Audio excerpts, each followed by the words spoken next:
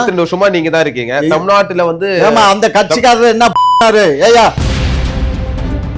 திமுகவுல எப்படி ஈக்குவலாக எல்லாமே கரெக்டா இருக்கா? இத்தனை பட்டியல் மக்கள் வந்து உங்க இதுல அமைச்சரா இருக்காங்க. தெலுங்கர்கள் எத்தனை பேர் இருக்காங்க? நாயுடுகள் எத்தனை பேர் இருக்காங்க? சரி சொல்லிட்டியா? நான் சொல்லவா பதிலு?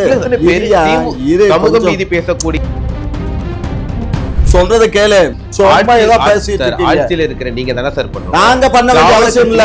எங்க கட்சியில போராட்டம் பண்ணல தம்பி, நல்லா புரிஞ்சுக்கோ. நான் தான் உங்கள்கிட்ட ஒரு வார்த்தை சொன்னேன், ஞாபகம் இருக்கா? நம்ம செவிடங்காதுல சங்கூதுன மாதிரி நம்ம சொல்ல சொல்ல அவன் செய்யறதான் செஞ்சுட்டு இருப்பான். கள்ள ஓட்டு வாங்கி தான் ஸ்டாலின் ஒரு ஜெயிச்சாரா அப்படின்னு ஒரு கேள்வி வைக்கிறாங்கல்ல. கள்ள ஓட்டுன்னா அது யார் கண்ட்ரோல்ல இருக்கு? தேர்தல் ஆணையம். அவனில கேட்கணும் அந்த பொம்மை நாட்டி. நல்லா புரிஞ்சுக்கோ. அவங்கள எதுக்குறவங்கள அவங்க வந்து மிதிச்சிட்டு போயிடுவாங்களே தவிர. களம் நேயர்கள் அனைவருக்கும் வணக்கம். இந்த சிறப்பு நேர்காணல நம்மோடு இருக்கக்கூடிய அரசியல் ஆளுமை திமுகவுடைய மூத்த நிர்வாகி காமாட்சி சார் அவர் தான். சார் வணக்கம் சார். சார், பீகார் தேர்தல் முடிஞ்சிருக்கு பரபரப்பா. பாஜக வெற்றி பெற்றிருக்காங்க. பேசும்போது இந்த எஸ்ஐஆர்ல ஏதோ குளறுபடி நடந்திருக்கு, வாக்குத்திட்டு நடந்திருக்கலாம் அப்படின்றதும் பேசப்படுது. 26 தமிழ்நாட்டுக்கான தேர்தல், எஸ்ஐஆர் எங்கேயும் பரபரப்பாக போயிட்டு இருக்கு. இதை எப்படி சார் பார்க்குறீங்க?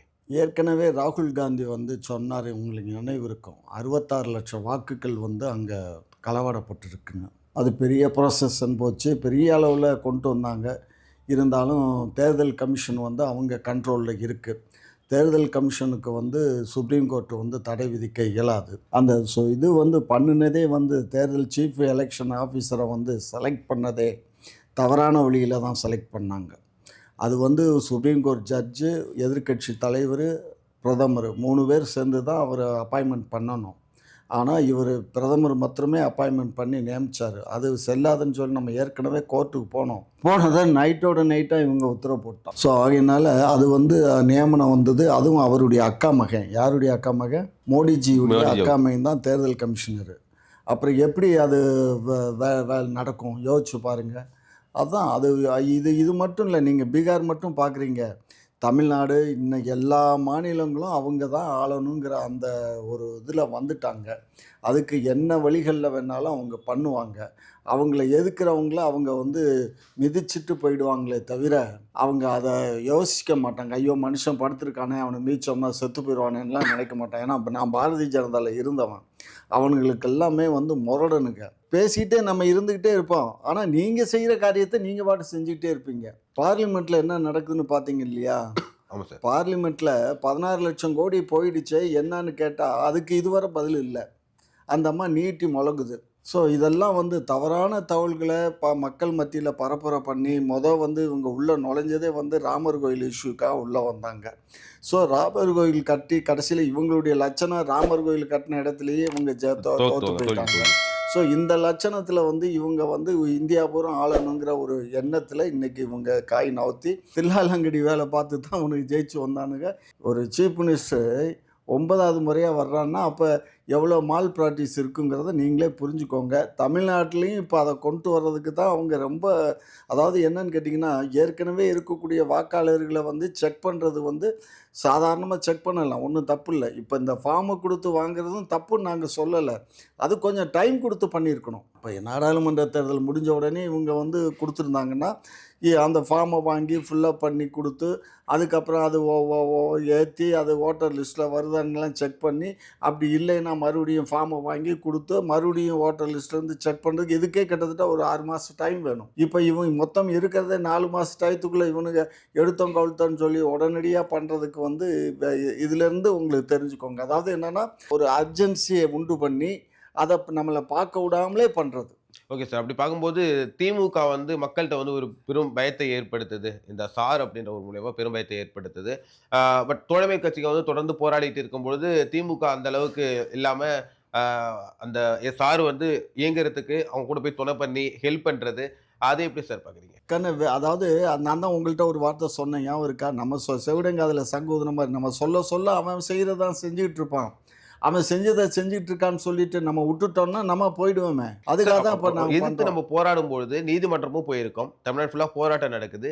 அப்புறம் எதுக்கு சார் நீங்க அதுக்கு துணை போற மாதிரி ஏன் சார் ஒரு விஷயம் பண்றீங்க? கண்ணு, நம்ம தொண போகிற மாதிரி இல்லை கண்ணு. நம்ம எதிர்ப்பு தான். எதிர்ப்புலையும் நம்ம அதை வந்து சரியாக பண்ணி ஆகணும். வேற வழி இல்லை. இல்ல சார், நீங்க பொதுவா பார்க்கும்பொழுது ஒரு மத்திய நீதிமன்றம் என்ன சொல்லியிருக்கு சார், அது ஆக்சுவலா அது ஒண்ணுமே பண்ண முடியாது. நடக்கிறது நடக்க தான் போகுது அப்படின்னு சொல்லிடுச்சு. அதுக்கப்புறம் நம்ம வந்து வேடிக்கை பார்த்துட்டு உட்காந்துட்டு இருந்தோம்னா, இப்போ ஓட்டப்பந்தயத்தில் ஓடுறதுக்கு ரெடியாக இருக்கோம். விசில் கொடுக்கணும். கொடுத்த உடனே நம்ம ஓடலைன்னு வச்சுக்கோங்க, அந்த இது சரியில்லை, ட்ராக் சரியில்லை, இந்த ட்ராக் சரி பண்ணுங்க, அதுக்கப்புறம் நான் ஓடுறேன்னு சொன்னால் முடியுமா கண்ணு? ஓகே ஓ சார். ஓட்டக்காலாக இருந்தாலும் சரி, ஓட்ட ஷூவாக இருந்தாலும் ஓடித்தான் ஆகணும். இலக்கை நோக்கி நம்ம அடையணும். இல்ல சார், நீங்க மக்கள்கிட்ட பெரும் பதட்டத்தை ஏற்படுத்துறீங்க. தோல் திருமாவளவன் பேசும்பொழுது கூட அந்த வாக்கு இல்ல எஸ்ஐஆர் மூலியமா வாக்கு இல்லாதவங்க கண்டிப்பா அகதிகளா ஆயிடுவாங்க அப்படின்ற ஒரு பதட்டத்தையும் ஏற்படுத்துறீங்க. உண்மைதானே? அவன் என்ன ஆனா சொல்றான்? ஆனா திமுகல ஐடி விங்ல இருந்து போயிட்டு ஆளுக்கு ஹெல்ப் பண்றதா இருக்கட்டும், உதவுற பூத் கமிட்டிட்ட போய் ஹெல்ப் பண்றதா இருக்கட்டும், அந்த ஃபார்ம் ஃபில் இது வெளிப்படையா ஒரு விஷயத்த பேசுறீங்க. மறைவா ஒரு விஷயத்த தொலைப்பறீங்க. இப்போ ஒன்றிய அரசு என்ன சொல்லியிருக்குன்னு பார்த்தீங்கல்ல, இந்த இதில் அவங்களுடைய நேம் ஓட்டர் லிஸ்ட்டில் வரலைன்னு சொன்னால், அப்போ அவங்க நம்ம இந்திய மக்கள், இந்திய குடிமக்களாக இருக்க இயலாதுன்னே சொல்லிட்டான். அப்போ நம்ம கம்பல்சரியாக நம்ம அதை போய் கண்ணும் கருத்துமாக இருந்து பார்க்கணும். ஒரு ஓட்டர் லிஸ்ட்டில் நீங்கள் வேலைக்கு போவீங்களா? உங்களுக்கு ஒரு ஃபார்மை கொடுத்தா அதை வேணால் ஃபில்லப் பண்ணி கொடுக்கறதுக்கு நாங்கள் ஐடி விங்கு நாங்கள் செயல்படுறோம்னா கண்ணு, நாங்கள் என்ன நீங்க செயல்படுறோம் சரி பார்க்குறீங்களா இல்ல துணைக்கு போறீங்களா? நான் இப்போ ஏற்கனவே ஒரு 1000 அப்ளிகேஷன் நான் ரெடி பண்ணி கொடுத்துருக்கேன். எப்படின்னு கேட்டிங்கன்னா, இப்போ ஓட்டர் லிஸ்ட்டு வருது. ஒரு தொகுதியில் இருக்கக்கூடியதில் ஒரு தொகுதியில் ஒரு பாகம். அந்த பாகத்தில் எவ்வளோ ஓட்டு இருக்குங்கிறது இப்போ எனக்கு தெரியும். இப்போ எங்கள் வீடு இருக்க ஏரியாவில் நான் ஒரு அப்பார்ட்மெண்ட்டு. அந்த அப்பார்ட்மெண்ட்டில் கிட்டத்தட்ட எனக்கு 1800 ஓட்டு இருக்குது. இந்த 1800 ஓட்டில் இப்போ நான் நாங்கள் இவங்க சொன்ன உடனே 3வது நாள் நாங்கள் பசங்களையெல்லாம் வர வச்சு யார் யார் வீட்டில் இருக்காங்களோ அந்த கார்டை பூரா கலெக்ட் பண்ணி கொண்டு வர சொல்லிட்டேன். கார்டை கலெக்ட் பண்ணி கொண்டுட்டு வந்தோடனே அந்த கார்டை வச்சு செக் பண்ணி அந்த அப்ளிகேஷனை எடுத்து அந்த அப்ளிகேஷனை ஃபில்லப் பண்ணி அவங்கள்ட்ட போய் வீட்டில் கையெழுத்து வாங்கிட்டு வந்து அவங்கள்ட்ட கொடுத்தாச்சு. இந்த வேலையை நாங்கள் பார்க்குறோம். இவங்க நீங்க திமுக பாக்குது. ஆனா தோழமை கட்சி போராட விடுறீங்க. பட் ஆனா திமுக எப்போதும் பாஜக ஒரு சமரசமா தான் போயிட்டு இருக்கு. நீங்க பரந்தூர் தொடங்கி, பள்ளிக்கரணை தொடங்கி, புதிய கல்விக் கழக மதத்தை தொடங்கி, அதிமுக பாஜக எதிர்த்தது கூட ஓரளவுக்கு அதிமுக கூட நம்பிடலாம் போல. ஓகே, நாங்க கூட்டணி தான் இருக்கணும் ஒரு சில விஷயத்தை எதிர்க்கிறாங்க. பட் ஆனா திமுக அப்படி பண்றதே கிடையாது. பாஜக திட்டங்களை பெயர் மாற்றி பண்ற ஒரு விஷயமா இருக்கட்டும். நீங்க எதிர்க்கட்சியா இருக்கும்போது கருப்பு கூட பண்ணுவீங்க, கோ பேக் மோடின்னு சொல்லுவீங்க. இப்போ போனா வெள்ளை கூட பண்ணி வர வைப்பீங்க. இது மக்களை ஏமாற்றக்கூடிய ஒரு விஷயமா இருக்கு. ஒரு விஷயம் நல்லா புரிஞ்சுக்கணும். ஒன்றியத்தில் நம்ம ஒரு சின்ன ஒரு பார்ட்டு தான். தமிழ்நாடுங்கிறது ஒரு பார்ட்டு, இந்தியாங்கிறது ஒரு பெரிய ஒன்றியம். அந்த ஒன்றியத்துக்கு அந்த ஆள் தப்பான வழியிலையோ நேர்மையான வழியிலையோ பிஎம்மாக வந்தாச்சு. அவங்க ஆளுன்றாங்க, பாஜக ஆளுது. அப்போ மாநில அரசு இன்னும் கூட நம்ம அந்த பிஓஎம்ஆர் அந்த பணத்தை இன்னும் கூட நம்மளால் வாங்கிக்க முடியலை. புரியுதுங்களா? கல்வி சம்மந்தப்பட்ட அந்த 2000 லட்சம் கோடி இன்னும் சேரலை. ஸோ இது மாதிரி எல்லாம் சூழ்நிலை இருக்கும்போது அவங்கள்ட்ட சில விஷயங்களை நம்ம அனுசரித்து தான் போகணும். ஒன்றிய அரசு சொல்கிறது பூரா நம்ம ஏற்றுக்கிட்டு இருந்தோம்னா நம்ம மாநிலம் ரொம்ப பின்தங்கி போயிடும். நம்ம மாநில வளர்ச்சியும் பார்க்கணும். இல்லை சரி, பார்க்கும்போது நீங்க எல்லாத்துலயுமே ஒத்து தானே சார் போறீங்க? எல்லாத்துலயுமே எல்லா பாஜக பண்ணக்கூடிய எல்லா விஷயத்துக்கும் ஒத்து தான் போறீங்க. புதிய கல்விக் கொள்கைகளை ஒன்றும் இல்லை பாருங்க. பிஎம்ஆர் கல்விக் கொள்கையில் நம்ம எங்க ஒத்து போயிருக்கோம்னு சொல்றீங்க. இப்ப பெயர் மாற்றமா நம்ம ஒரு விஷயம் இல்லையா சார்?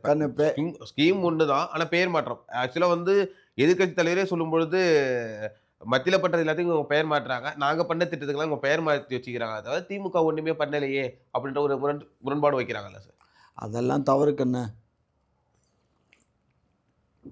அதெல்லாம் தவறு. நான் எங்களை பொறுத்த மட்டிலும் எங்களுக்கு தமிழ் முதல் மொழி, ஆங்கிலம் இணைப்பு மொழி, 3வது நீங்கள் எந்த மொழி வேணாலும் எடுத்துக்கிடலாம். அதில் இது இப்போ அதிகமாக ஹிந்தி தான் இப்போ எடுக்கிறாங்க. 3வது மொழின்னா இன்றைக்கி இதை எடுக்கிறாங்க.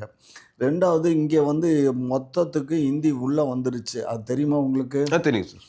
எல்லாம் வந்துருச்சு. ஏன்னா இன்றைக்கி சென்ட்ரல் ஸ்கூல் ஆஃப் இதில் ஃபுல்லாக ஹிந்தி தான். ஃபஸ்ட் லாங்குவேஜே ஹிந்தி தான். செகண்டு தான் இங்கிலீஷ் வச்சுருக்கான். தேர்டு எல்லாம் விருப்ப பாடம். யார் வேணாலும் எடுக்கலாம். தமிழ் எடுக்கலாம், இல்லை ஃப்ரெஞ்சு எடுக்கலாம், ஜப்பானீஸ் எடுக்கலாம்னு அந்த மாதிரி கொண்டு போயிட்டான். ஸோ கடினமாக இருக்குங்கிறதுக்காக தமிழை ரொம்ப பிள்ளைகள் எடுக்கிறதே இல்லை. ஃப்ரெஞ்சு தான் எடுத்து படிக்க ஆரம்பிச்சிருச்சுங்க. இது நான் அந்த ஸ்கூலில் பார்த்தது. ஆனால் மெட்ரிகுலேஷன் ஸ்கூலில் கரெக்டாக இருக்குது. அவங்க என்ன பண்ணுறாங்க, இங்கிலீஷு அடுத்து தமிழ் 2 லாங்குவேஜ் அவங்க பண்ணிகிட்ருக்காங்க. ஆனாலும் இப்போ இருக்கக்கூடிய ப்ரைவேட்டில் இருக்கக்கூடிய அத்தனை பள்ளிகளிலுமே ஹிந்தி வந்து 3 லாங்குவேஜ் கம்பல்சரின்னு மாதிரி வச்சுட்டான். திமுக நடத்தக்கூடிய பள்ளிகள்லையும் ஆமாம். அதை இப்போ கேட்கும்போது நான் எனக்கு வந்து ஹிந்தி வேணும்னு நீ கேட்குறேன்னு வச்சுக்கோ, நான் இல்லைன்னு சொல்ல இயலாதுல்ல. இப்போ நம்ம வந்து ஒரு கிளாஸில் 40 ஸ்டூடெண்ட் இருக்காங்க. முடியாது அப்படின்னும் போது இருமொழி கொள்கையும் பத்தி நம்ம பேசுறோம். இருமொழி கொள்கை தான் பேசுறோம். ஹிந்தி வேணாம் அப்படின்னு சொல்றோம். ஆனா திமுக நடத்துற பள்ளிகள்ல வந்து ஹிந்தி இருக்கும். திமுக நடத்துகிற பள்ளின்னா அது வந்து பிஸ்னஸாக போயிடுது. நீங்கள் அப்படி போயிடுங்க. திமுக நடத்தலை. திமுக நடத்தல. திமுகவில் உள்ள யாருமே பள்ளிக்கூடங்கள் எதுவுமே நடத்தல. அது வேற. அது அங்கே கட்சியில் உறுப்பினராக இருக்கவன் வந்து இன்னைக்கு யூனிவர்சிட்டி வச்சிருக்காரு, ஜெகத்து வச்சிருக்காரு, மெடிக்கல் ஷாப்பு, இது மருத்துவக் கல்லூரி வச்சிருக்காரு, மருத்துவமனை வச்சிருக்காருன்னா அது அவங்களுடைய இது. அதுக்கும் நம்ம கட்சிக்கும் கொண்டு வரோம். எங்கள் கட்சியின் சார்பாக நாங்கள் எதையும் நடத்தலை. கட்சியின் சார்பாக நாங்கள் எந்த பள்ளியும் நடத்தலை, எந்த பள்ளியிலும் நாங்கள் அதை கொண்டு வரல, இன்ட்ரடியூஸ் பண்ணலை. இருமொழி கொள்கைங்கிறது நமக்கு ஆங்கிலமும் தமிழும் தானே தவிர தெலுங்கு இதை நம்ம ஏற்றுக்க முடியாது, ஹிந்தியை ஏற்றுக்க முடியாது. ஆனால் ஹிந்தி படிக்கிறதுனால நமக்கு என்ன அப்படிங்கிறது என்னன்னு கேட்டிங்கன்னா, இன்றைக்கி மொத்தமாக அவன் கொண்டு வந்து இன்ட்ரடியூஸ் பண்ணிட்டான். ரயில்வே டிக்கெட் புக்கிங்லேருந்து எல்லாமே என்ன எதில் இல்லை எல்லாமே. திமுக வந்து வெளிப்படையாக சொல்லுங்க, தமிழ் சொல்லுங்க, மும்மொழி கொள்கை தான் தமிழ்நாட்டுக்கு, இனிமேல் மும்மொழி கொள்கை, இந்திய எல்லாரும் படிக்கலாமே நம்ம சொல்லியிருக்கலாமே. நீங்க இருமொழி கொள்கைன்னு சொல்லி ஒரு விஷயத்தை பேசுறீங்க, பாஜக எதிர்க்கிறன்ற ஒரு நடிப்பு ஒன்று பண்றீங்க. நம்ம வந்து மொழியை கல்வி கற்றுக்கிறதுல வந்து ப்ராப்ளம் இல்லை தங்கம். அவன் மெல்ல மெல்ல வந்து இந்தியை கொண்டுட்டு வருவான், அதுக்கு பின்னாடியே அவன் உள்ளே வந்துடுவான். இப்போ இன்றைக்கி பாருங்கள், கிட்டத்தட்ட 1.5 கோடி வடக்கன்ஸ் இங்கே வந்துட்டு இருக்காங்க. இந்த வடக்கன்ஸ் வந்து இன்றைக்கி அவன்கிட்ட நீங்கள் என்ன பேசுகிறீங்க, தெரிஞ்சோ தெரியல 2 வாரம் தமிழில் பேசுனா அவனுக்கு புரியாது, ஏதோ உங்களுக்கு தெரிஞ்ச ஹிந்தியில் தான் பேசுகிறீங்க, புரியுதா? அப்போ இவங்க தான் இன்றைக்கி ஹிந்தியை இங்கே பரப்புரை பண்ணுறாங்க. ஒவ்வொரு வாத்தியார்னு வச்சுக்கோங்க. இங்கே வேலை பார்க்குற 1.5 கோடி பேரும் வாத்தியார் மாதிரி. இங்கே பக்கத்துலேயே ஒருத்தன் வேலை பார்க்குறான் அப்படின்னா அவன்கிட்ட டெய்லி பேசும்போது என்ன ஆகுது, ஆட்டோமேட்டிக்காக உங்களுக்கு இங்கிலீஷு கற்றுக்குறீங்களா, ஸ்போக்கன் இங்கிலீஷ் வந்துடுதா, தெலுங்கு வந்து ஹிந்தி வந்துடுதா, இந்த மாதிரி ஆகிப்போச்சு. இன்றைக்கி நாங்கள் பயப்படுறது வந்து இந்த சமாச்சாரத்தில் இந்த சாருக்கு பயப்படுறது காரணம் என்னென்னா, இவங்களுக்குத்தையும் கொண்டுட்டு போய் அதில் சேர்த்துருவாங்களோங்கிற அந்த ஒரு பயம். இப்போ இந்த அப்ளிகேஷன் கொடுக்குறோமே, இந்த அப்ளிகேஷன் வந்து இப்போ வந்து ஒன்லி ஃபார் ஏற்கனவே இருக்கிற அந்த ஓட்டர் லிஸ்ட்டை செக் பண்ணுறதுக்கு தான் இந்த அப்ளிகேஷன். அது புரிஞ்சுதா உங்களுக்கு? Okay sir. அதுக்கு புது அப்ளிகேஷன் யாருக்கும் கொடுக்க மாட்டாங்க. ஆனால் இப்போ இது முடிஞ்ச உடனே அவன் என்ன பண்ணுவான்னா, ஃபார்ம் நம்பர் 6ல் விடுதல்னு சொல்லிவிட்டு அதுக்கு அப்ளிகேஷனை வாங்கி ஃபுல்லாக ஊராத்தையும் சேர்த்துருவான், மடன்னு சேர்த்துருவான். சரிங்களா? அப்போ என்ன பண்ண முடியும்? ஓகே. அதுக்கு தான் நாங்கள் பயப்படுறோமே தவிர, நம்ம தமிழ் மக்களில் நான் என்ன சொல்கிறேன், திமுக தான் ஆட்சிக்கு வரணும், அதிமுக தான் வரணும், விஜய் தான் வரணுங்கிறது எங்களுக்கு இல்லை. நாங்கள் வெற்றி பெறணுங்கிறது எங்களுடைய நோக்கு. அது தவிர நம்ம இங்கே இருக்கக்கூடிய கட்சி எந்த கட்சி வேணாலும் ஆட்சிக்கு வர்றதில்ல எங்களுக்கு ஒன்றும் ஆட்சேபனை இல்லை. நாங்கள் எதிர்கட்சியாக இருந்து செயல்படுவோம். எதிர்கட்சிக்கு கூட எங்களுக்கு தகுதி இல்லைன்னா வீட்டில் உட்காந்து ரெஸ்ட் எடுப்போம். இல்லைனா அதே சமயத்தில் வடநாட்டார்களை நம்ம இங்கே உள்ள அலோ பண்ண முடியாது இல்லை கண்ணு. Okay sir. இப்போ நீங்கள் சார் மூலியமாக இப்போ வந்து பீகாரில் 66 லட்சம் இல்லை 69 லட்சம் வந்து போலி வாக்கு அப்படி சொல்லி எடுத்துட்டு அவங்க சொல்கிறாங்க. ஆமாம். குளத்தூரில் வந்து ஸ்டாலின் ஜெயிச்சிலே கிட்டத்தட்ட ஒரு 4000 வாக்குகளுக்கு மேலே இருக்குது. நிர்மலா சீதாராமன் சொல்லும் பொழுது போலி வாக்கு வாங்கி தான், கள்ள ஓட்டு வாங்கி தான் ஸ்டாலின் ஒரு ஜெயிச்சாரா அப்படின்னு ஒரு கேள்வி வைக்கிறாங்கல்ல. அப்படின்னா ஸ்டாலின் அவர்கள் வந்து கள்ள ஓட்டு வாங்கி தான் ஜெயிச்சாரா? கேட்குறேன், கள்ள ஓட்டுன்னா அது யார் கண்ட்ரோலில் இருக்குது? தேர்தல் கமிஷன், தேர்தல் ஆணையம்.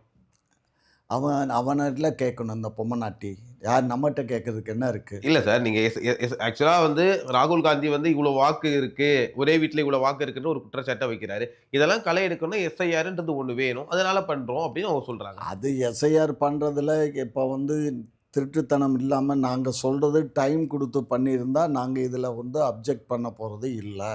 நீதிமன்றத்தை அது மட்டும்தான் சார் வச்சோம், டைம் கொடுத்து பண்ணினா அது மட்டும் தான் வச்சோம். அவ்வளோதான் பேச முடியும். எங்களுடையது அதுதான். எங்களுடைய தீம் வந்து டைம் கொடுத்துருக்கணும். மினிமம் ஒரு 8 மாதமாவது இருக்கணும். சும்மா எடுத்தோம் கவிழ்த்தோன்னு எல்லாம் பண்ணிட முடியாது கண்ணு. நீங்கள் இப்போ இங்கே வந்துடுறீங்க, இப்போ உங்கள் வீட்டுக்கு பக்கத்தில் வந்து அவங்க எடுக்க வந்திருப்பாங்கன்னு வச்சுக்கோங்க. உங்களுக்கு அந்த லிஸ்ட்டில் பார்ப்பாங்க, உங்கள் ஃபோட்டோ இருக்கும், உங்கள் ஃபோட்டோ போட்டு அப்ளிகேஷன் வந்துடுது.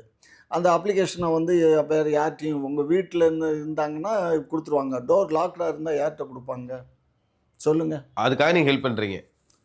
அதுக்காக நாங்கள் ஹெல்ப் பண்ணுறோம், அவ்வளோதான். 2வது டோர் லாக்காக இருந்துச்சுன்னா அந்த அப்ளிகேஷனை வாங்கி அவங்க வந்தபோது கையில் கொடுத்து அதை ஃபுல்லப் பண்ணி வாங்கி கொடுக்குறோம். சப்போஸ் இன்கேஸ் அப்படி யாருமே இல்லைன்னு வச்சுக்கோங்க, அவ்வளோதான், அது லாக் ஆகிடும், முடிஞ்சு போச்சு. அன்புமணி சொல்லும் பொழுது இதனால வந்து திமுகவுடைய கள்ள ஓட்டுகள் பிரியறதுக்கான வாய்ப்புகள் இருக்கு. அன்புமணி வந்து பெரும் குற்றச்சாட்டை வைக்கிறாங்க. அதை எப்படி சார் பார்க்குறீங்க? கண்ணு, அன்புமணிக்கு ஆண்மை இருந்தால் அவரையும் வந்து வேலை பார்க்க சொல்லு.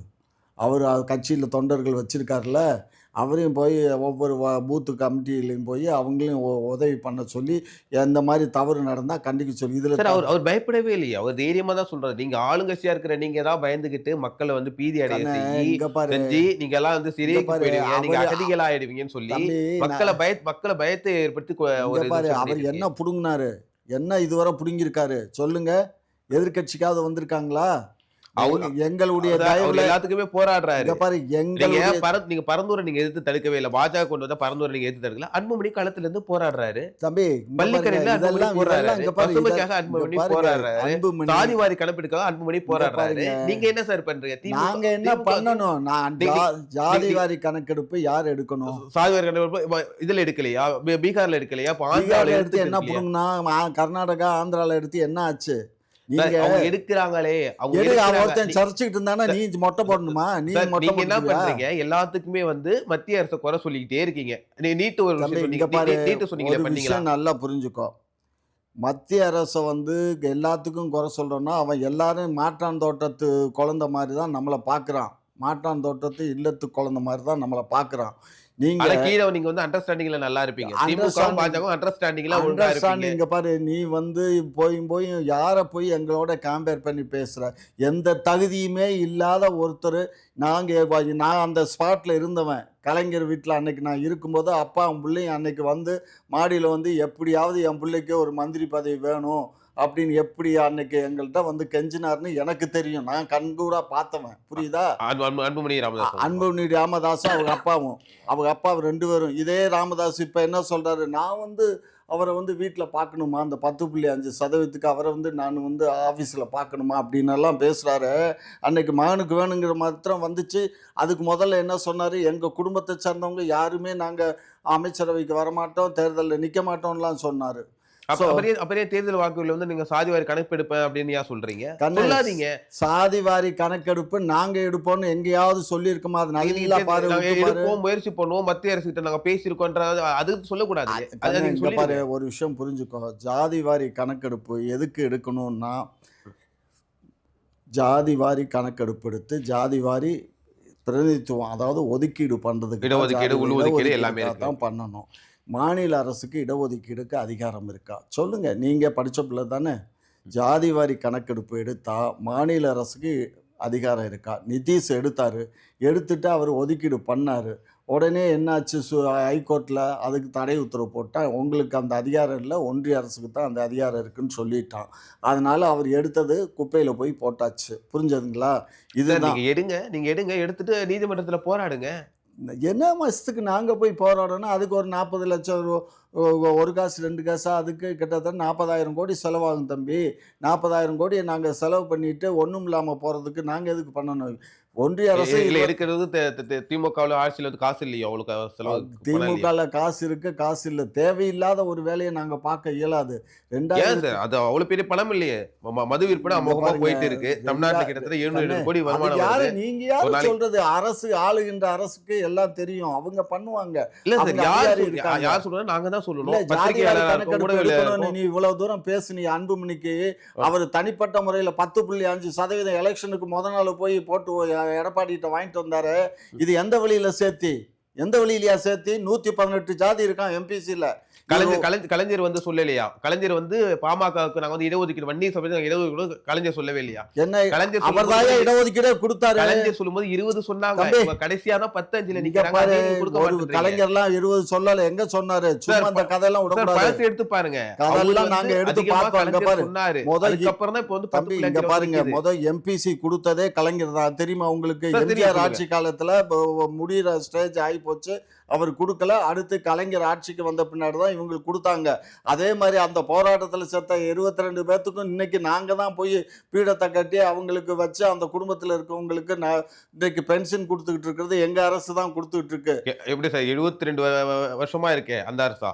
ஆமா, 22 வருஷம் 22 வருஷமா நீங்க தான் இருக்கீங்க தமிழ்நாட்டுல வந்து. ஆமா, அந்த கட்சிக்காரர் என்ன புடுங்கினாரு? ஏயா நீ ஒரு கட்சியில இருக்க, அந்த கட்சி தலைவன் உனக்கு என்னையா பண்ணா? அவங்க ஜெயிக்கல சார். ஜெயிக்கலன்னா கட்சியில காசு இருக்குல்ல, யூனிவர்சிட்டி ஃபார்ம் பண்ற இப்ப சொத்து அப்பனும் பிள்ளைக்கு என்னன்னு பார்த்தா தகராறு, சொத்து தகராறு தான், வேற ஒன்னும் அதிகார தகராறு இல்ல, சொத்து தகராறு. ஆட்சியில இருக்கிற நீங்க தானே சார் பண்ணணும். நாங்க பண்ண வேண்டிய அவசியம் இல்ல. எங்க கட்சியில போராட்டம் பண்ணல தம்பி, நல்லா புரிஞ்சுக்கோ. எங்க கட்சி தொண்டை போராட்டம் பண்ணிருந்தா அவனுக்கு நாங்க கட்டலாம். அவங்க கட்சி தொண்டன் போய் போராட்டம் பண்ணி அவன் செத்து போறானா அதுக்கு நாங்க பொறுப்பேற்க முடியாது, புரிஞ்சுக்கோ. யார் ஆட்சியில இருக்காங்க? யார் ஆட்சியில இருந்தா என்ன, நீங்க பண்ண வேண்டியதானே. அப்படி எல்லாம் சொல்ல முடியாது. அப்படி எல்லாம் 41 பேர் செத்து போயிட்டான் இதுல கரூர்ல. இப்ப அந்த 41 பேருக்கு நினைவு மண்டபம் திமுக ஆட்சியில் செத்துட்டாங்கன்னா நான் போய் கட்ட முடியுமா? இங்க பாரு தம்பி, இங்க பாருங்க, நீங்க அன்புமணியை இழுத்து பேசும்போது அப்ப நீங்க அன்புமணிக்கு என்ன தகுதி இருக்கு, எந்த தகுதி? அவர் போய் மேடையில போய் ஏறி எதை வேணாலும் பேசிடலாம். அவருக்குன்னு ஒரு கூட்டம் வந்துச்சுன்னா அதை வச்சுட்டு எதை வேணாலும். இன்னைக்கு அப்பா அவருடைய குற்றச்சாட்டை நீங்க மறுக்கிறீங்களா? அவர் இங்க பாருங்க, ரோட்ல போறவங்க எதை வேணாலும் பேசிடலாம். ஆட்சி பொறுப்புல இருக்கவங்களுக்கு தான் அதனுடைய கஷ்டம் என்னன்னு தெரியும், புரிஞ்சுக்கோங்க. அதான் ஆக்சுவலி இப்ப இருக்கிற என்ன கஷ்டம் திமுக. இப்ப சாதிவாரி கணக்கு எடுத்தா மக்கள் எவ்வளவு மக்கள் எங்க இருக்காங்கன்னு தெரிஞ்சிடும். தமிழ்நாட்டுல வந்து தெலுங்கு வாழைப்பழத்துல சொல்றத கேளு, வாழைப்பழத்தை உரிச்சு அதுல ஊசியாத்த பாக்குறாரு. இவருக்கு அந்த 10.5% கொடுத்தாங்கள ஒதுக்கீடு, அதுக்கு சுப்ரீம் கோர்ட்டு இது எந்த அடிப்படையில கொடுத்தாங்க, நானும் கேஸ் போட்டிருக்கேன், அதுல எந்த அடிப்படையில கொடுத்தாங்கன்னு கேட்டாங்க. இடம் ஒதுக்கீடு ஏதாவது எடுத்தாங்களா இல்லை ஜாதி வாரி கணக்கெடுப்பு எடுத்து கொடுத்தாங்களான்னதுக்கு இல்லைன்னு சொன்ன உடனே அப்புறம் எப்படி இதை பண்ண முடியும்னு சொல்லி தான் தூக்கி போட்டாங்க, புரிஞ்சதா? அதுக்காகத்தான் இவர் இப்போ ஜாதி வாரி கணக்கெடுப்பு எடுத்தா நம்ம கிடைக்குமேன்னு பார்க்குறாரு. நான் தான் சொல்கிறேன்னு கரெக்டாக சொல்கிறேன், கேட்டுக்கோ. 118 ஜாதி எம்பிசியில், 118 ஜாதியில் இவங்க ஒரு ஜாதி. இவங்க ஜாதிக்கு மட்டுமே வந்து 10.5% தனி ஒதுக்கீடு. அதுக்கப்புறம் ஜென்ரல் மொத்தமே 29 கண்ணு, 29ல் 10.5 போனால் பேலன்ஸ் என்ன இருக்கு? அந்த பேலன்ஸ்லையும் இவங்க போட்டி போடுவாங்க, அந்த பேலன்ஸ்லையும் இவங்க போட்டி போடுவாங்க. அப்படி போட்டி போடும்போது மற்ற கம்யூனிட்டிக்கு என்ன கிடைக்கும்? மனிதாபிமானத்தோட நான் என்ன சொல்றேன், அதுக்காக அவங்க பாரு, நான் வன்னிய மக்களுக்கு செய்யக்கூடாதுங்கிற எண்ணம் எனக்கு. ஈக்குவல் ரைட்ஸ், இந்தியாங்கிறது எல்லாத்துக்கும் சொந்தமானது, எல்லா மக்களும் வாழணும், எல்லாத்துக்கும் ஈக்குவல் ரைட்ஸ், எல்லாத்துக்கும் ஈக்குவல் ரைட்ஸ். நீங்க சொல்றதை நான் கேட்டுக்கிறேன். இப்போ வந்து திமுகவுல எப்படி ஈக்குவலாக எல்லாமே கரெக்டா இருக்கா? ஆமா, எங்களுக்கு எத்தனை பட்டியல் மக்கள் வந்து உங்க இதுல அமைச்சரா இருக்காங்க? நான் சொல்றது நீங்க தெலுங்கர்கள் எத்தனை பேர் இருக்காங்க, நாயுடுகள் எத்தனை பேர் இருக்காங்க? சரி சொல்லிட்டியா, நான் சொல்லவா பதிலு? அதுதான் சொல்லுங்க, எத்தனை பேர் சமூக நீதி பேசக்கூடிய ஒரு கட்சியில நீங்க சொல்லுங்க. இது எங்க கட்சி, இது எங்க அரசியல் கட்சி. இதுல யாரை எம்எல்ஏ ஆக்கணும், யாரை மந்திரி ஆக்கணுங்கிறது எங்களுடைய இஷ்டம். அதை நீங்களோ அவரோ இவரோ கேட்கறதுக்கு எந்த விதமான அதிகாரம் கிடையாது. நாங்க ஒரு தேர்தல் ஓட்டு போடுறோம், நீ ஓட்டு போட்டாக்க ஓட்டு போட்டதோட உன் வேலை முடிஞ்சு போச்சு. அடுத்து நீ யாருக்கு ஓட்டு போட்டேன்னு எனக்கு என்ன தெரியும்? நீ யாருக்கு ஓட்டு போட்டேன்னு எனக்கு தெரியுமா? என்கிட்ட சொன்னீங்களா இல்ல என்ன கூட்டி போய் காமிச்சு ஓட்டு போட்டீங்களா? யாருக்கு ஓட்டு போடுறது மக்களுடைய விருப்பம், அதே நாங்க சொல்ல முடியும். அது சொல்ல முடியாது இல்ல, அது மாதிரி நாங்க சொல்ல முடியாது. நீங்க கம்முன்னு உங்க வேலை எதுவோ அதை பாருங்க. அதுதான் எங்களுடைய வேலையை. கேள்வி எழுப்புறது, மக்கள் உனக்கு பிரதிநிதித்துவம் கொடுத்து நீ சட்டமன்றத்துல உட்காந்து அட்லீஸ்ட் எதிர்கட்சி தலைமையில இருந்து நீ கேட்டேன்னா அதுக்கு நாங்க பதில் கொடுப்போம். நீ ரோட்ல போற ஆளு நீ வந்து கேள்வி கேட்கறதுக்குலாம் ஓகே சார், நீங்க வந்து சட்டமன்றத்துக்கு வந்தா தானே நீங்க விடை சொல்லுவீங்க. ஓட்டு எங்கள்கிட்ட கேட்டு வராதீங்க. நீங்க சட்டப்பேரவையில உட்காந்துக்கிட்டு டேபிள்ல தட்டிட்டு ஐயா தமிழக மக்களை உங்கள்கிட்ட இங்க பாரு கண்ணு, ஓட்டு போடுறவன் போடுவான். உங்களை மாதிரி பேசுறவங்க யாரும் எங்களுக்கு ஓட்டு போட மாட்டாங்க. உங்களை தேடி நாங்க வர மாட்டோம். நீங்க யாரு எந்த ஆதரவாளர், எங்க வட்ட செயலாளர், எங்களுடைய பூத் ஏஜென்ட் உங்களுடைய ஹிஸ்டரியே எடுத்து வச்சிருப்பேன். அந்நேரம் நான் ஒரு போன் அடிச்சு நீங்க வீட்டு அட்ரஸ் கொடுத்தீங்கன்னா கேட்டுருவேன். நீங்க யாரு சப்போர்ட்டருங்கிறதெல்லாம் எனக்கு வந்துரும். ஃபிங்கர் டிப்ல நாங்க வச்சிருக்கோம். ஓகே சார், நீங்க வீட்டு அட்ரஸ் கொடுக்குறேன், நீங்க சர்வே பண்ணிக்கோங்க, எடுத்து எனக்கே அனுப்புங்க. என் நம்பர் உங்ககிட்டயே இருக்கு. நான் கேட்ட கேள்வி என்னன்னா, நீங்க வந்து எங்கள்ட்ட வந்து பொதுமக்கள்கிட்ட வாக்கு கேட்டு வராதீங்க. அது சட்டமன்றத்துல நீ யாரு சொல்றது? நீ யாரு? நீங்க தானே சார் இது சொன்னீங்க. ஜனநாயக நாடு. யார் வேணாலும் இப்ப இங்க பாரு, இப்ப நீ பேசுற இல்ல, இப்ப நீ உனக்கு பேசுறதுக்கு உரிமை இருக்குன்னு தானே எனக்கு பேசுற. பேசுறதுக்கு உரிமை இருக்கு. நான் பேசுறதுக்கு ஓட்டு உரிமை இருக்கு, போடுறேன், அவ்வளவுதான். நீ ஓட்டு போடுறேன், பேசிட்டே எல்லாருக்கும் போக உரிமை இருக்கு. வேண்டியதுதான். நீ பேசலாம், அன்புமணியும் பேசலாம், அன்புமணியும் பேசலாம், நீயும் பேசலாம், எல்லாரும் பேசலாம், பேசிக்கிட்டு போங்க. நீங்க நீங்க பேசுறதுக்கு ஒரு நாங்க ஒரு மனிதனுடைய ஒரு எதிர்க்கட்சியோ ஆளுங்கட்சியோ இல்ல தோழமை கட்சியோ இல்ல பாமக விசிக ஒருத்தவங்க கேள்வி கேட்கும்போது அது விடையும் கொடுக்க வேண்டியது அரசுடைய கடமை.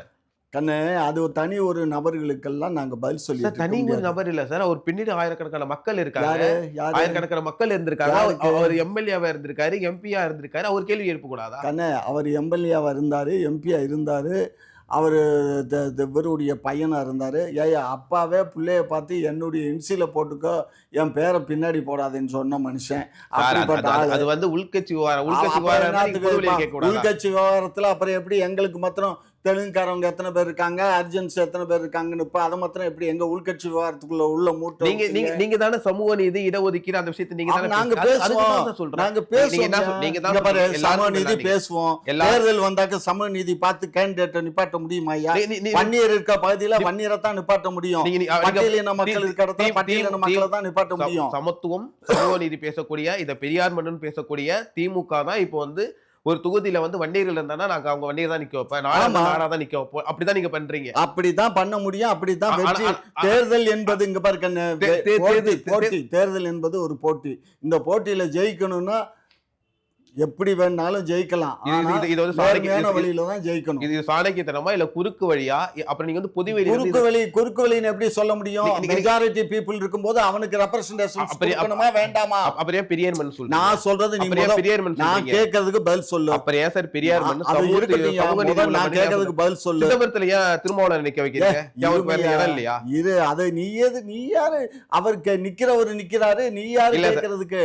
நீங்க சமத்துவம் தம்பி, இங்க பாரு, பொது தொகுதியில ஒரு ஆதிதிராவிட மனிதனா திமுக இங்க பாரு, நான் இங்க பாரு, பொது தொகுதியா இருந்தா என்ன, இந்த ஏன் பொது தொகுதியில ஆதி திராவிடர்கள்லாம் நாங்க நிப்பாட்ட ஜெயலலிதா அம்மா கூட நிப்பாட்டி ஜெயிச்சாங்க. நீங்க நிப்பாட்டுறீங்களா? கண்ணே, இங்க பாரு, நாங்க நிப்பாட்டுறோம்னா எங்களுக்கு இதுலயே 44 தொகுதி இருக்கு.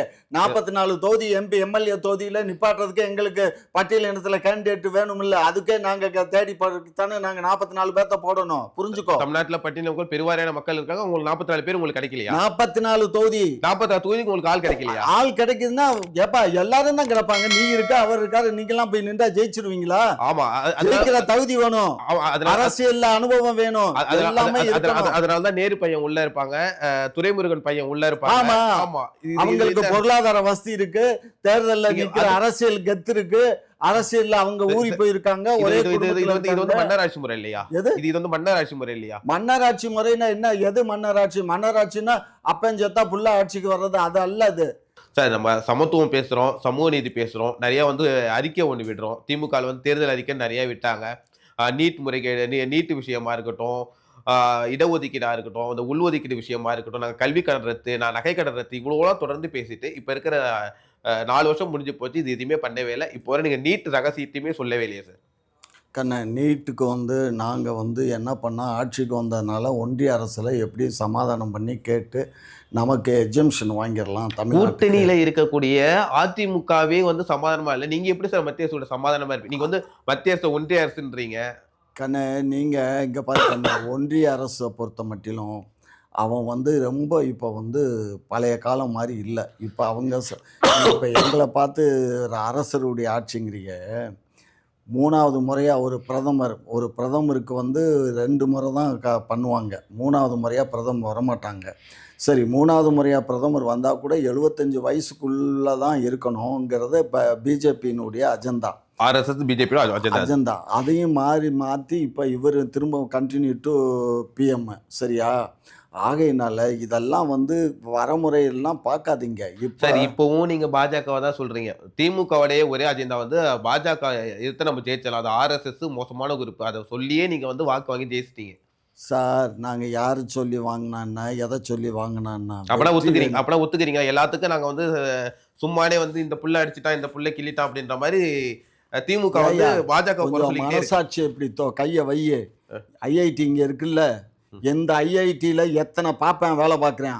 எத்தனை பாப்பாயா வேலை பார்க்குறான், எத்தனை நீ கேட்குறிய அர்ஜென்ட்ஸுன்னு கேட்குற, எத்தனை ஓபிஎஸ்சி வாத்தியான் இருக்கான். மூணு ஓபிஎஸ்சி வாத்தியான் தான் இருக்கான். அதில் 3 ஓபிஎஸ்சி வாத்தியானையும் ஒருத்தனை பற்றி விட்டாங்க. இப்போ 2 பேர் தான் இருக்கான். 2வது நம்ம அர்ஜுன குழந்தை, அதாவது பட்டியலின குழந்தைகள் வந்து இங்கே படிக்க போன குழந்தை 3 குழந்தைய தற்கொலை பண்ணிக்கிருச்சு. இதெல்லாம் யார் கேட்குறா? இங்க மட்டும் கிடையாது. ஆட்சி செய்யக்கூடிய திமுக தான் கேட்கணும். வேங்க வயல்ல மலம் கலக்கும் போது கேட்கல, திரௌபதி கோயிலுக்குள்ள பாரு, வேங்க வயல்ல நான் பேசுனத பழசை எடுத்து பாரு. வேங்க வயல் சமாச்சாரம் அந்த ஊருக்காரன் பண்ண வேலை 70 கொலைகளுக்கு மேல நடந்திருக்கு. இப்ப இந்த 70 கொலைகளுக்கு மேல நடந்திருக்கு. தினந்தனும் கற்பழிப்பு, கோயம்புத்தூர்ல கற்பழிப்பு, அண்ணாமலையில கற்பழிப்பு, கள்ளக்குறிச்சியில ஸ்ரீமதி அந்த குழந்தை இறந்து போனது, இது எல்லாமே நீங்க வந்து தமிழ்நாடு வந்து அமைதி பூங்காவா சொல்லக்கூடிய உங்களுடைய திமுக ஆட்சியில தான் நடக்குது. மொத்தம் வந்து 8 கோடி மக்கள் நம்ம கணக்கு ஒரு ரஃப் தான். ஆனால் 1.5 கோடி வெளியிலேருந்து வந்திருக்கான். மொத்தம் 9.5லேருந்து 10 கோடி மக்கள் வாழ்கிற இந்த நாட்டில் அங்கே ஒன்றும் இங்கே ஒன்றும் ஒரு நாளைக்கு டெய்லி கூட நடக்கலாம். நீ இங்கேருந்து எங்கே இருக்க, கும்மிடிப்பூண்டியிலேருந்து கன்னியாகுமரி வரையும் நம்ம எல்லை, கும்மிடிப்பூண்டியிலேருந்து கன்னியாகுமரி வரையும் நம்ம எல்லை. இவ்வளோ லென்த்தியில் வந்து எங்கெங்கே இதெல்லாம் தவறுகள் 1-2 நடக்கத்தான் செய்யும். ஒத்துக்கிறீங்க. ஆனா வெளில போயிட்டு வந்து தமிழ்நாடு வந்து அமைதி பூங்கா இருக்கு. நான் வந்து இதை வச்சு இதை வந்து அமைதி இல்லைன்னு சொல்ல இயலாது. நீங்க என்ன கேட்குற, கோயம்புத்தூர்ல அந்த ரேப் பண்ணானே இவ என்னத்துக்கு 12 மணி 11 மணிக்கு மேல ஒரு ஆணவனோட தனியா போய் ஒரு கார்ல உட்காந்துட்டு இவ என்னத்துக்கு கசம்சா பண்ணிட்டு உட்காந்து பெரியாருடைய கொள்கைகளை தொடர்ந்து பேசுறீங்களா சார்? பெரியார் கொள்கை பேசுறதுக்கு அதுக்காக ராத்திரி 12 மணிக்கு உனக்கு ஒரு போலீஸ் கூட பொண்ணு நைட்டு 12 மணிக்கு போனா 1 மணிக்கு போனா அது பொண்ணோட தனிப்பட்ட விருப்பம். அவள் உடம்பு, அவள் சுதந்திரம், அவ என்ன வேணாலும் பண்றா. அது நீங்க பேசக்கூடாது. பாதிப்பு வரும்போது அரசாங்கத்தை எல்லாம் குறை சொல்ற. அது வந்து பெண் எப்படி வாழணும், அது அவளுடைய விருப்பம். நீங்க பெரியார தலைவரா வச்சுக்கிட்டு அந்த பொண்ணு 6 மணிக்கு அங்க ஏன் போச்சு, 11 மணிக்கு அங்க ஏன் போச்சுன்னா அது நீங்க கேட்க கூடாது. ரேப் நடந்து நீ கேட்க கூடாது. இல்ல பெரியார் கொள்கைக்கு அதெல்லாம் இங்க பாரு, மனுஷனா பேசு. ரேப் நடந்துச்சு இல்ல, 3 வயசு ரேப் பண்ணிவிட்டான்ல, அதே அப்புறம் இன்னைக்கு ரேப் பண்ணிவிட்டான் ஊரே தோட்டி மாதிரி சாட்டிட்டு இருக்கீங்களா? அது பத்திரம் என்ன? அண்ணாமலையில யார் அந்த சார்னு ஒரு கேள்வி இருக்கு. நீங்க அண்ணாமலையில யார் அந்த சார்னு ஒரு கேள்வி இருக்குல்ல, அண்ணாமலை அவன் கிடக்கான் லூசு. அவன் என்ன சொன்னான் இரியா, அண்ணாமலை என்ன சொன்னாரு, என்கிட்ட நிமிஷம் அவங்க பேசுனது டேட்டா எல்லாம் இருக்குது, நான் எல்லாம் வெளியிடுறேன். இதுவரை வெளியிட்டாரா? இல்ல கோர்ட்ல கொண்டு சப்மிட் பண்ணிருக்கணும். இல்ல சப்மிட் பண்ணாரா? சும்மா பொய்யா பேசுறது. இங்க பாரு தம்பி, பொய் பேசுறது யாரு? திரு அண்ணாமலை அவர்கள் வந்து முழுக்க பொய் பேசுறாரு. புரிஞ்சுக்கோ. இன்னைக்கு 9 கோடி ரூபாய்க்கு ஒரு பங்களா கட்டி சேல் பண்றதுக்கு பிளான் எல்லாம் போட்டு வீடெல்லாம் கட்டிட்டு இருக்காரு. அவரது இல்லன்ட்டு அப்பா, ஏற்கனவே இன்கம் டாக்ஸ் ரைடு நடந்துச்சு, அலமாலாக்கத்தோட சம்பாதிச்சது சார். ஒரு ஆடு வித்து சம்பாதிச்சது சார். தம்பி இங்க பாருங்க, ஆடு வித்து மாடு வித்து இத்தனை கோடி சம்பாதிச்சவன். அது இந்த 3 வருஷம் இவர் போலீஸ் வேலையில் கமிஷனராக இருந்தால் என்ன வருமானம், போலீஸ் எஸ்பிக்குங்கிறது என்ன சம்பளம், அவர் ஒய்ஃபுக்கு என்ன சம்பளம், என்ன வருமானம், அவங்க எவ்வளோ வருமான வரி கட்டியிருக்காங்க, இதெல்லாம் கூட தெரியாமல நான் இங்கே வந்து உட்காந்து பேச முடியும்? இதெல்லாம் பயோடேட்டா எடுத்து நாங்க வச்சுக்கிட்டு தான் பேசுவோம். பயோடேட்டா எடுக்கிறீங்க நீங்க. உங்க ஆட்சியில நடந்த கொலைகளை எடுங்க, கற்பழிப்பு எடுங்க, கள்ளச்சாராயம் இதான் நான் தான் நடக்கும்னு சொல்றேன்.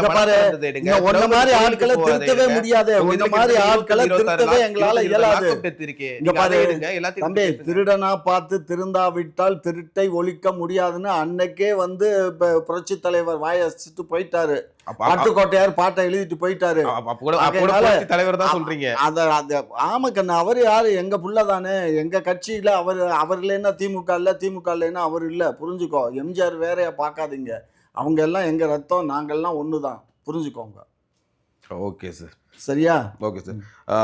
Thanks sir. காலம் சரியான விடயம், பொறுத்திருந்து பார்ப்போம். 2026 தேர்தல் காலம் எப்படி இருக்கு அப்படின்னு சொல்லிட்டு உங்களுடைய தொடர் வேலைகளுக்கு மத்தியில் எங்க நிலையத்திற்கு இப்படி ஒரு நேர்காணல் கொடுத்ததுக்கு மிக்க நன்றி. நன்றி கண்ணா.